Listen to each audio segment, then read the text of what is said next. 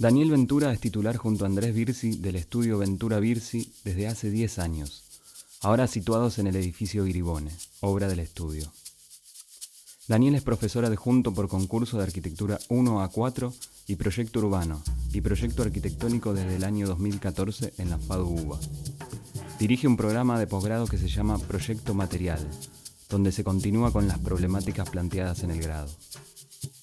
En la Universidad de Flores, donde dirige un proyecto de investigación llamado Construcción Tectónica del Espacio, es director de la carrera de la Facultad de Arquitectura desde 2009 y a partir de 2018 es el vicedecano de la Facultad de Planeamiento Socioambiental. Tanto en el grado como en el posgrado, la problemática fundamental que persigue es la de la construcción material del espacio arquitectónico. Hablamos con Daniel en su estudio y en la Universidad de Flores.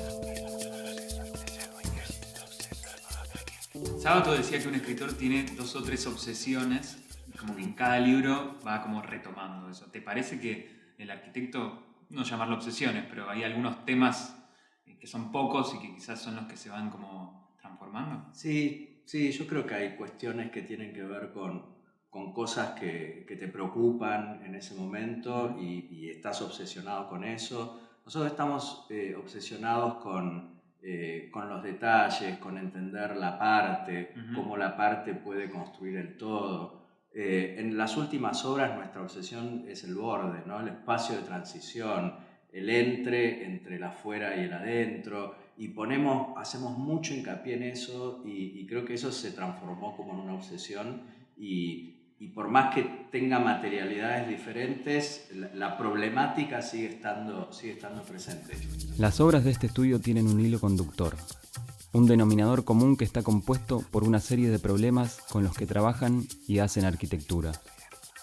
Y este hacer es indisociable del enseñar. Primero yo, no concibo el trabajo disciplinar sin la presencia, pedagógica y académica. Creo que a través de estos años, donde vengo trabajando en la universidad desde el día que me recibí, empiezo a dar clases y empiezo a trabajar en mi estudio profesional. Y siempre me pareció que simultáneamente había que hacer las dos cosas, ¿no? Entonces hoy no puedo entender, estar en un solo lugar, porque creo que eso va construyendo una manera de pensar y una manera de entender que lo que estamos enseñando lo estamos trayendo al estudio, ¿no? Entonces empieza a ser como una misma cosa, ¿no? Una misma cosa que, la presencia del estudiante tiene que ver con cómo yo puedo entender o cómo puedo enseñarle a él cuestiones que también las tengo que llevar a mi estudio, ¿no? Nosotros siempre decimos que las obras que hacemos las hacemos para nuestros estudiantes, ¿no? Y que nuestros clientes son nuestros alumnos, ¿no? Entonces, este cambio de roles es que yo tengo como casi la responsabilidad de que todo lo que puedo enseñar en la arquitectura se vea reflejado en la obra, porque si yo, soy contradictorio entre esa manera de pensar y la manera de hacer, no puedo transmitírselo a mis alumnos. Lo fundamental del trabajo del estudio es la búsqueda de coherencia. Coherencia entre lo que enseñan y lo que hacen, entre cómo proyectan y cómo pretenden enseñar a proyectar. Tanto la Universidad de Buenos Aires como la Universidad de Flores nos da a nosotros la posibilidad de estar todo el día pensando pedagógicamente cómo enseñar arquitectura en los diferentes niveles, cómo gestionar el armado de una carrera y cómo todo ese conocimiento poder llevarlo al estudio de arquitectura, ¿no? Y en realidad esas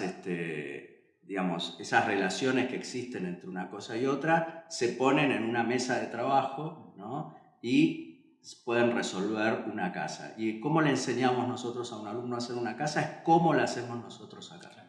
Cuando uno piensa la cuestión de la enseñanza, de la manera quizá más superficial y más inmediata también, aparece la figura de alguien que tiene un saber y que lo transmite. Si vamos a lo específico del proyecto, me parece que la cuestión es como mucho más compleja, en la medida en que es difícil pensar el proyecto como algo estanco que ocurre una sola vez y eso es lo que se transmite. La clave está primero en hacerse preguntas, ¿no? La otra es trabajar en equipo, trabajar en grupos. La otra es trabajar en taller, ¿no? La otra es tener mecanismos por los cuales llegar al proyecto, ¿no? Tener una especie de sistematización, ¿no?, de conciencia sobre los problemas, ¿no? Si uno de alguna manera tiene claro esa forma, es que puede libremente después hacerse las preguntas que se haga para poder hacer un proyecto de arquitectura. Pero para eso hay que hacer, es un entrenamiento constante sobre a veces la prueba y el error, ¿no? Y esto siempre está ligado a las lecturas, está ligado como al conocimiento más general, a los problemas de la ciudad, la relación de la arquitectura con la ciudad, la relación de la arquitectura con la propia cultura arquitectónica, que es muy compleja, ¿no? Y en ese sentido, digamos, me parece que queda siempre abierto. No hay proyecto acabado tampoco en el alumno, ¿no? El alumno no puede desde sus primeros años hacer un proyecto igual como si lo hiciera un arquitecto, no sé, de 20 años de experiencia. Lo que tiene que hacer el alumno es, en definitiva, como encontrarse con los problemas para ver qué soluciones se les puede dar, y el docente tiene que hacerle las preguntas para que él pueda atravesar, ¿no?, con la poca experiencia que tiene, las operaciones que tiene que hacer. Durante mucho tiempo se ha enseñado a proyectar a partir de la planta, resolver un programa en términos de uso. Y la reflexión sobre el espacio arquitectónico pareciera haber quedado en un segundo lugar. El programa siempre para nosotros está al final.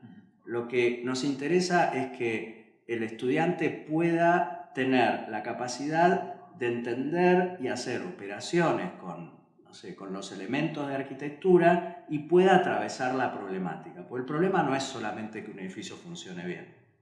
Si no funciona bien, no es un buen edificio de arquitectura, pero si no tiene bien la estructura, si no tiene bien el espacio, si no entiende sobre continuidades o discontinuidades, si no entiende sobre, no sé, la orientación, el edificio nunca va a estar bien. Entonces, atravesar esas experiencias con los estudiantes y que quizás, digamos, no pueda el estudiante hacer todo bien junto, pero de a poco va entendiendo que haciendo esas operaciones puede encontrarse con la obra de arquitectura. Y quizás la encuentra al final, ¿no? Uno siempre aprende, no es que el último año el estudiante ya puede quedar solo, sino que siempre necesita de ayuda del otro que le repregunte. Yo fui formado hace muchos años pensando que la arquitectura podía resolverse en una planta, pero eso trajo muchos problemas, digamos. Trajo los problemas de que quizás lo que estaba proyectando funcionaba bien, pero después todo lo demás se forzaba a que quedara tanto el espacio como la materialidad a un segundo plano.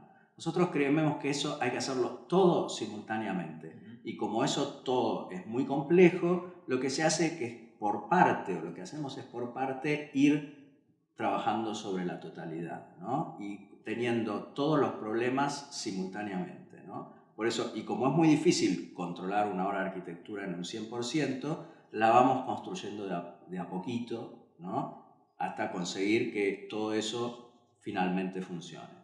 Un dormitorio puede ser de 1000 maneras diferentes. Entonces, nosotros hasta le cambiamos la forma de decir dormitorio en el programa. Le decimos lugar para dormir. Si vos decís lugar para dormir, es más difícil prefigurar, ¿no? Porque un lugar para dormir puede estar también en el living, ¿no? ¿Por qué tenés que dormir en un dormitorio? Si vos le das un programa, lo estás limitando. El programa lo tiene que construir el propio alumno. Porque si vos tenés que hacer una casa, que también prefigura la palabra casa, ¿no? Podría ser un lugar para habitar, ¿no? Entonces, ese lugar para habitar tiene lugares para dormir, lugares para estar, lugares para ir al baño. ¿Cómo son esos lugares? Entonces, cuando empezás a abrir la pregunta, ¿no?, el programa ya no existe como tal, sino que es, en definitiva, lo que va sucediendo a medida que vas construyendo el espacio. Y cuando vos reconoces que en ese espacio podés dormir, ese es el dormitorio. hay muchas formas de casa, muchas formas de escuela, muchas formas de centro cultural. Entonces, dejemos de lado desde el primer momento ese programa para pensar en la arquitectura con las cualidades que también tiene la arquitectura, ¿no? Que son muchas otras, además del funcionamiento y del programa. Lo característico de la propuesta pedagógica que sostiene Daniel parte del recorte de un sector de un edificio. Detectar un momento en una obra que admite una cantidad importante de reflexiones. Es un camino de arquitectura a arquitectura. A la hora, digamos, de problematizar la cuestión de ese enseñar, ¿en qué medida te parece que esas preguntas que surgen dentro del estudio son como guías, digamos, para poder producir contenidos que el alumno tiene que aprender? Bueno, ahí yo particularmente creo que lo importante que tiene que hacer un estudiante es aprender a leer y a estudiar una obra de arquitectura. Yo no creo tanto en la intuición, ¿no? Sino que lo que creo es en la profundización de problemas en otras obras. Lo que nosotros tratamos de hacer, o lo que yo traté de hacer durante todo este tiempo, es tratar de que los alumnos puedan desarmar las obras de arquitectura para poder entenderlas desde sus entrañas, ¿no? Cómo es el encuentro entre una parte y otra, ¿no? Y eso hace que uno no mire la obra de arquitectura como si fuera una cuestión estética o de moda, ¿no? Sino que es una cuestión realmente profunda sobre los problemas de la arquitectura. Y si uno se lleva una parte de eso, ¿no? Ya tiene casi un porcentaje muy alto de arquitectura para transformar. Digamos, es muy difícil inventar algo de cero en la arquitectura. Es súper complejo. Y menos lo puede hacer un estudiante porque no tiene recursos, ¿no? Entonces, el recurso para mí está en la obra de arquitectura. Nosotros trabajamos sobre la obra de arquitectura para hacer obra de arquitectura. ¿Y la espacialidad, el espacio arquitectónico surge de producir unas relaciones entre ciertos elementos o es un tema en sí mismo que hay que construir? No, surge de experimentar, ¿no? De entender cómo se puede construir ese espacio a partir de transformar otros espacios, ¿no? Y construir espacio implica, digamos, entender cuál es la materialidad, cómo entra la luz, de qué manera está construida, cómo es el borde, cómo es la continuidad entre el afuera y el adentro. Bueno, es entender, digamos, también cómo eso repercute en la ciudad en la que está implantado. No es lo mismo hacer una obra, no sé, en Buenos Aires que hacerla en Ushuaia. Entonces, entender también esas situaciones y entonces uno construye el espacio a partir de entender también su propio contexto. Pero creo que la construcción de ese espacio tiene que ver un poco con interpretar las relaciones que existen entre estructura y materia. Consideramos que es imposible avanzar en el desarrollo de una propuesta pedagógica sin la convicción de que el trabajo docente implica investigación. Yo creo que el arquitecto debería ser investigador. Una obra de arquitectura es una investigación en sí misma sobre determinados temas, ¿no? La pedagogía también, ¿no? Por eso, tanto para enseñar como para hacer una obra de arquitectura, vos tenés que tener algún tipo de, objetivo al cual querer llegar y construir unos mecanismos para poder llegar a esos lugares, ¿no? La investigación puede ser amplia. Uno puede investigar sobre, no sé, un material, uno puede investigar sobre la relación estructural entre el espacio y el cerramiento, pero entonces si uno se concentra, ¿no? Hacer una obra de arquitectura es como hacer una tesis, ¿no? Claro. Me concentro sobre un problema, no abarco todos los problemas juntos, sino que trabajo sobre ese problema y después lo voy llevando al resto de la arquitectura. La Casa de Ladrillos es un claro ejemplo de cómo los problemas abordados en el estudio se convierten en una investigación. En esta casa indagaron las posibilidades que brinda el ladrillo como material de construcción. La complejidad que el estudio fue detectando hizo que un proyecto pequeño se convirtiera en un estudio profundo sobre cómo resolver el espacio desde el material, la vivienda y la inserción dentro de un lote de la ciudad de Buenos Aires. Por eso digo, si uno entiende que cuando proyecta se concentra sobre una problemática, cuando enseña también debería concentrarse sobre un problema o sobre varios problemas y cómo todos esos problemas confluyen en enseñar arquitectura. Y entonces uno, como docente, necesita tener ciertos mecanismos por los cuales el alumno tiene que atravesar en diferentes etapas para que pueda entender finalmente cómo fue que llegó a ese lugar, ¿no? Entonces uno tiene que proyectar, construir esa metodología, ¿no? No quiere decir que sea la única forma de hacer arquitectura, pero lo haces atravesar al alumno para que vaya entendiendo de a poco de qué manera se puede llegar a una obra, ¿no?, de arquitectura. Y por supuesto nosotros siempre pensamos que enseñar arquitectura no es una cuestión abstracta de la arquitectura, es una cuestión que tiene que ver con la materialización. Creemos en la construcción, en la materialización de la obra. Una pared es una pared no es un cartón. Esta manera de entender el proyecto, el hincapié que hacen en el carácter material de la arquitectura y la construcción, tiene un reflejo en el trabajo con la maqueta en el proceso de aprendizaje del alumno. Nosotros hacemos mucho hincapié con el trabajo manual, ¿no? Como con la construcción de representaciones en maqueta, porque creemos que va a ser mucho más rápido para ellos, por más que el proceso sea lento de construir la maqueta, ellos entienden más fácil la forma por la cual se producen determinadas cuestiones con el espacio. Y las maquetas que ellos hacen son maquetas, siempre son borradores, no es la maqueta final, porque es lo mismo, a nosotros no nos interesa la maqueta de entrega, nos interesa la maqueta como instrumento para entender transformaciones y empezar a ver desde ahí, como si el ojo fuera la persona, ¿no? Cómo puede ir transformándose eso, ¿no? Cómo es la relación del sujeto perceptivo, del espacio, entonces cómo poner el ojo ahí, entender que esto me aplasta, no me aplasta, está lejos, está cerca, ¿no? Y sometemos, en el mejor de los sentidos, a los estudiantes a que pasen ese proceso para que entiendan que si movieron un cartón o una madera 15 centímetros, pasó algo diferente, ¿no?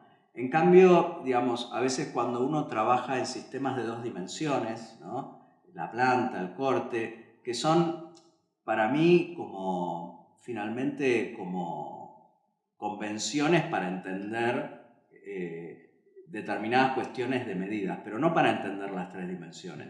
Creo que proyectar se proyecta en 3 dimensiones, se entiende el espacio en 3 dimensiones. Salvo que tengas una capacidad muy grande de entender que en una planta estás viendo todas las dimensiones en conjunto, hasta la 4ª dimensión, ¿no?, que es el recorrido y el tiempo, que creo que es muy importante para que uno cuando se pone a trabajar esté presente en el proyecto. Por eso yo creo mucho en esas experimentaciones materiales, aunque parezcan de otra época, ¿no? Y después están, digamos, los sistemas digitales que también rápidamente los alumnos aprenden los programas a trabajar, y me parece que eso ayuda también para poder simultáneamente hacer un trabajo entre lo analógico y lo digital. Me parece que una cosa no invalida la otra. ¿Y cómo es la instancia de corrección? Porque hay un momento donde vos como docente tenés que corregir u orientar o direccionar. ¿Cómo es esa relación con el alumno? Nuestro trabajo siempre es grupal.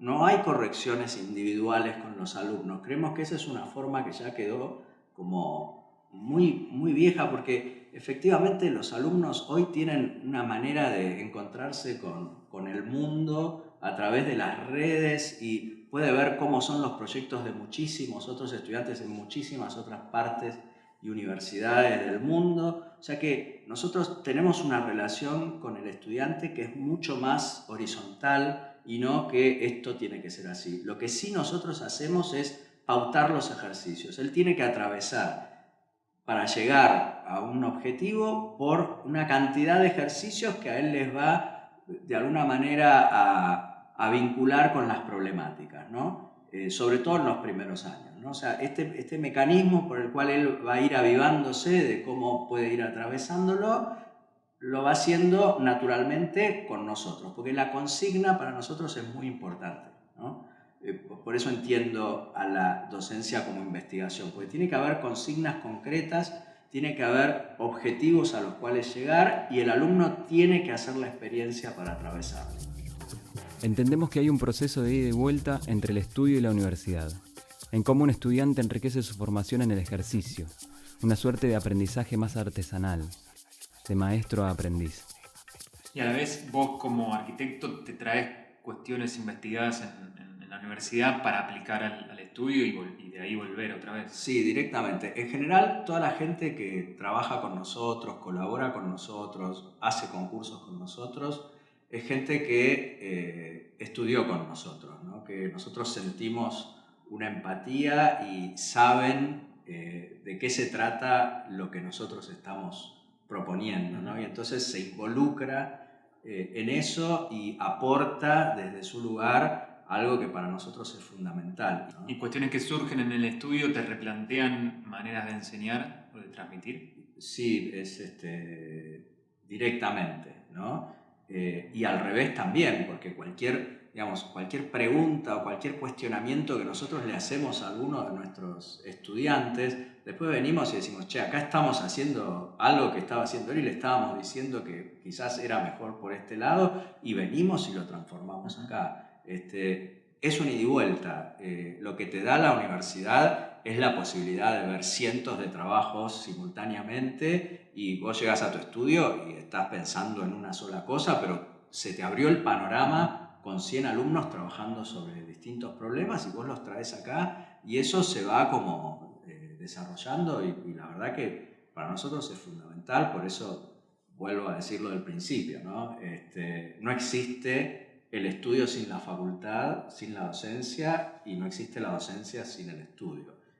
Para nosotros se retroalimenta, es un lugar necesario y finalmente terminó siendo así nuestra vida, ¿no? Como esta cuestión de que la facultad es parte del trabajo, pero es el trabajo necesario para hacer el trabajo disciplinario.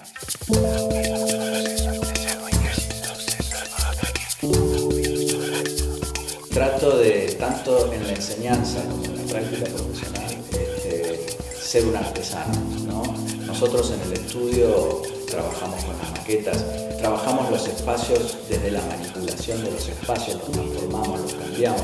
Nunca llegamos a la obra con una documentación terminada, porque siempre creemos que la obra también es un momento que pueda llegar a transformarse para poder mejorar de manera